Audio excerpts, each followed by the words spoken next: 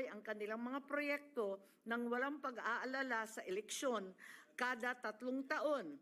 At sa pagkakataong ito, wala pang 2 taon kasi nakaraang taon pa lamang yung eleksyon at nung sila ay umupo. To resolve these issues, today's proposed measure seeks to set the term of barangay officials and members of the SK to 6 years for the present term, with a maximum of 2 terms.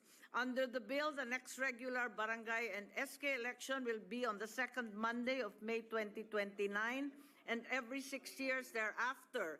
And with a longer fixed term, the barangay officials and members of the SK will deepen their understanding of both national and local issues, as well as implement their own medium and long-term initiatives at the barangay level.